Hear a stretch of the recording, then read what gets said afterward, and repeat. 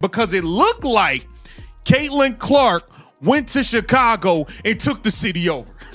It looked like she took the city over. People are showing up just to witness Caitlin Clark. It's like she's the damn Beatles. Angel, pray up. Me, Bound Reese, I hope you listening. It looks like that line was for my precious CC. How she pulled up in your... Remember that cringeworthy Reebok campaign where Angel Reese tried to flex with her whole "come to your trap, take over your trap" slogan during All-Star Weekend in Indy? Yeah. Well, congratulations are in order, because Caitlin Clark didn't just come to the trap, she stomped in, took over, flipped the lights on, and ran the place like she owned it. All while Angel Reese was mysteriously absent from the spotlight, nursing yet another conveniently timed injury. It's almost too ironic. Clark came into Reese's territory and made it her own stage, all while the so-called hometown star vanished when it mattered most.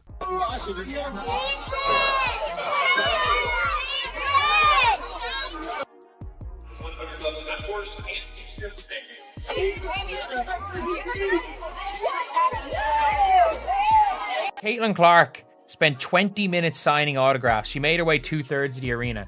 She signed literally hundreds of autographs. She signed hundreds of autographs. And if you guys didn't see that game today, there were as many Fever fans as there were Sky fans. It felt so cinematic, you'd think the whole thing was scripted by a screenwriter trying to humiliate Ree.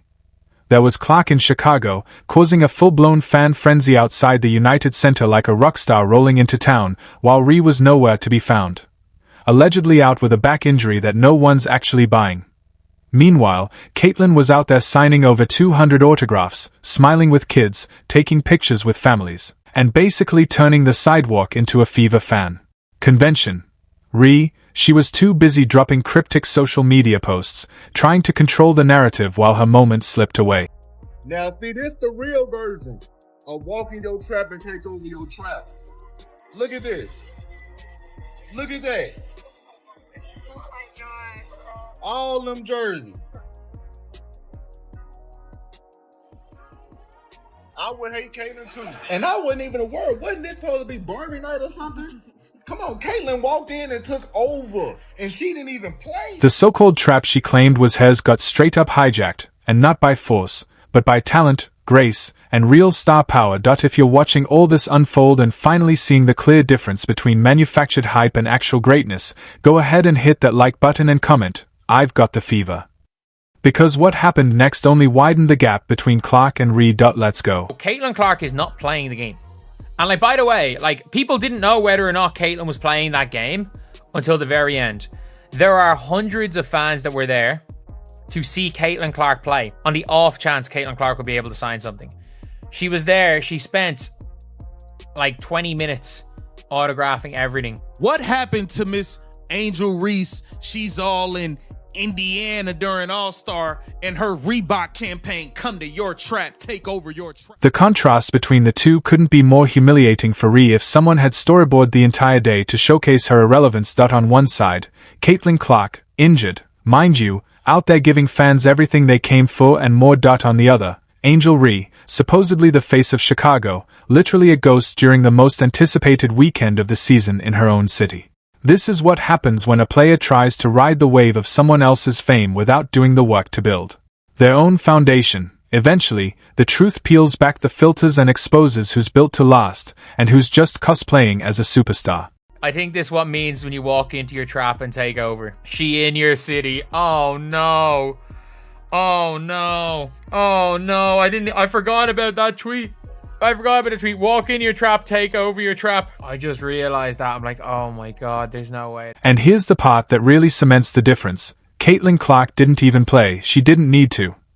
Her impact is so massive that just her presence causes chaos, in the best way. Hey Mitch, put him in a ditch, and Michaela Timpson treating the Chicago Sky like a bunch of Simpsons. Oh boy, oh boy, oh boy. Might be scorching hot right now. You have been so good on the road lately. 6 straight games, 24 points a game. How are you off to another hot start in a hostile environment? I think about just staying in rhythm. And when I stay in rhythm, about being aggressive. So as long as I'm aggressive and being myself, they make it easier for me. Kelsey Mitchell in particular showed up like she had a point to prove and zero patience for nonsense. From the opening minutes, Mitchell lit up the floor with confidence and purpose, drilling three-pointers from every zip code in the Windy City and finishing the night with a scorching 35-point masterclass that included 7 buckets from deep. Caitli Mitchell, 7 for 10 from the three-point line, off the start, 8 points quick. You knew, oh, Caitli Mitchell's hot today. Oh, Caitli Mitchell's hot today. This might be her game. Let's keep the hot hand in. Let's keep the hot hand going. Let's set her some big body screens, get her open. Caitli Mitchell, she did it all. 7 for 10 from the three-point line. She got to the rack. She got to the free throw line, carving up the defense, looking like a little snake, how she just slithers in and out of that defense. Caitli Mitchell, salute to you. This wasn't just good basketball. This was a public service announcement. Mitchell turned enemy territory into her personal gym, making it very clear that the Indiana Fever aren't just Clark and friends, they're a real squad. And what made it even more satisfying was the fact that they did it all without Caitlin running the offense. This win proves something vital. Indiana has more than one weapon. With Clark on the sideline, Mitchell picked up the torch and carried the entire franchise like a player who knows exactly what's at stake. She didn't blink. She didn't hesitate. She dropped a gem of a performance that said loud and clear, "Don't sleep on us just because Clark's in street clothes." She lit them up. I mean, she was on fire. On fire. She couldn't miss. I mean, everything was in the flow of the offense. Effortless, man. We got to give love to Caitli Mitchell. 12 of 19 from the floor, 7 of 10 from 3, 35 points. Straight stirring the pot. Stirring the pot. She was cooking their ass today. Caitli Mitchell was on one. She was on one. She was a plus 25 for the game. The Chicago Sky are a flat-out joke. This team is terrible. Aaliyah Boston didn't just show up, she dominated. Her 14 points and 11 rebounds weren't flashy, they were decisive. She owned the paint from the opening whistle, turning Chicago's interior into a disaster zone. Their bigs couldn't cope with her footwork, her physicality, or her basketball IQ. Every possession she was involved in looked like a tutorial on how to make elite players look ordinary. Cardoso running the floor. Gets denied by Boston, returning the favor. Boston finds the cutter. It's Timpson who lays it in. That ends the 11-0 run. Here's Mitchell.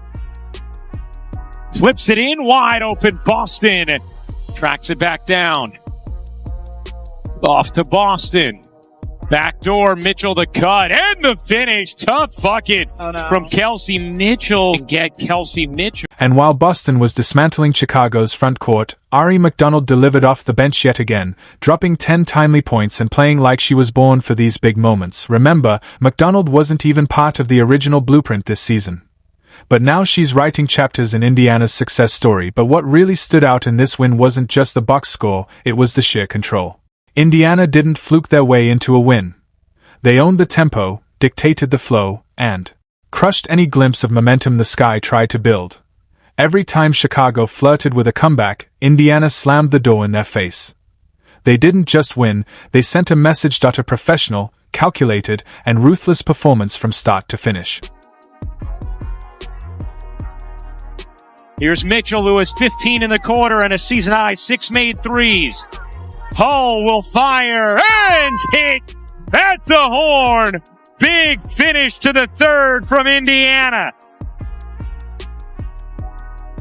That final score, 93-78, flatters Chicago. If we're being honest, it felt more like a 30-point beatdown. The Fever dominated in every meaningful metric: shooting efficiency, rebounding, assists, defense, energy, you name it.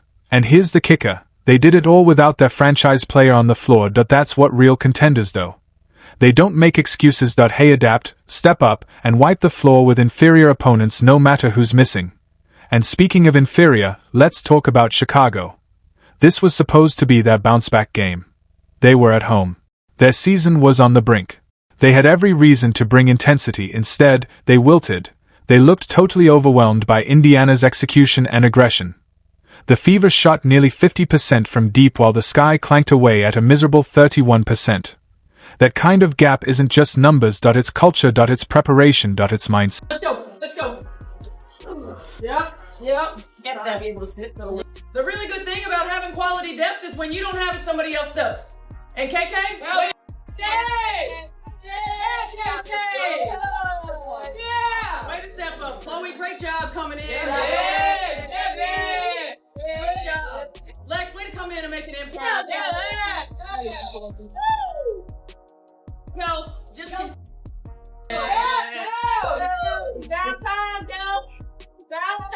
Lexi Hull gave crucial minutes that kept the engine running. These aren't just warm bodies filling gaps. These are players who keep the standard high while giving starters room to breathe, and that's key during this playoff push. You can't run stars into the ground. The Fever's ability to rotate and maintain intensity is what makes them dangerous. Their 17 forced turnovers were a masterclass in defensive disruption. The Sky were constantly uncomfortable, constantly scrambling, and constantly behind.